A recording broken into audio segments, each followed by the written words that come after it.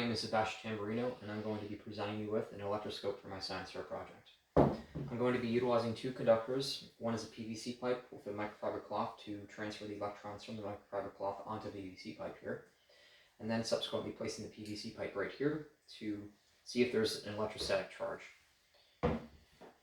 And then my second conductor of electricity is a balloon here. So once I place this balloon tangible to my hair, I'm going to be transferring electrons from my hair to the balloon. Once they're on the balloon, I can transfer the electrons onto the surface area of this copper wire here. My question is, if the PVC pipe would have relatively more transfer than the balloon would, or vice versa, essentially.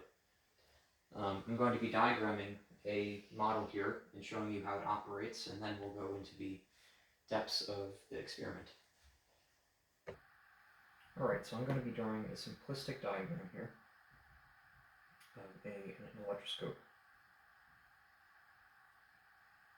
So here's my copper wire, here's the enclosed system. Copper wire comes down with a significant hook on the end with the aluminum leaves that separate initially. So the electroscope is predominantly a device we utilize in physics to visualize electrical charge or demonstrate electrical charge. It's been utilized since the 1600s, and so if we're considering this electroscope as being neutral, which it is, it's already at neutralization. So essentially what that means is that the protons and the electrons are roughly equivalent in the system itself here.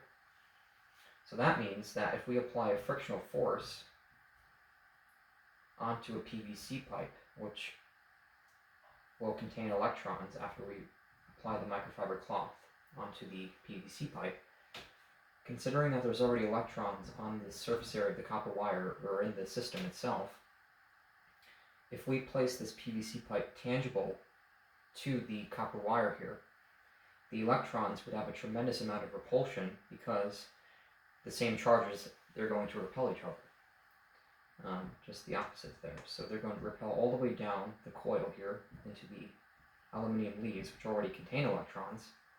So consequently, considering that they already contain electrons, they're going to essentially separate. Ultimately, that's how we would visualize electrical charge or demonstrate electrical charge. My hypothesis, however, is that the PVC pipe could potentially exert relatively more force, or I should say electron transfer into the isolated system here, because if I can actually exert relatively more force onto the PVC pipe with the microfiber cloth instead of the balloon. That is my hypothesis, and we'll demonstrate the experiment now. Alright, so I'm going to be applying a frictional force on the PVC pipe from the microfiber cloth now. I'm going to make this for the electron transfer to occur.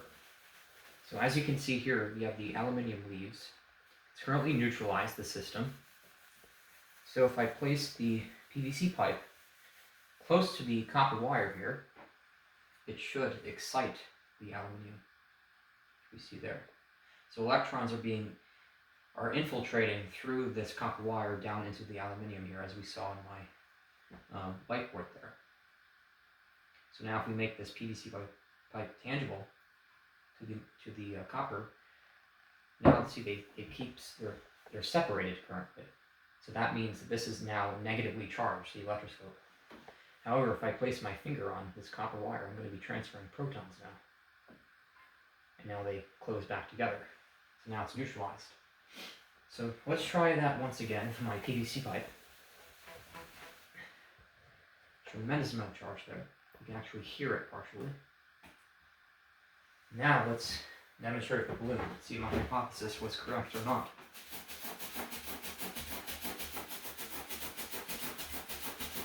Transfer electrons from my hair on the balloon.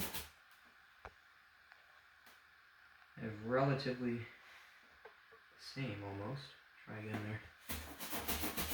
And I think the PVC pipe dominates the balloon here with the electron transfer. Try it with PVC pipe once again.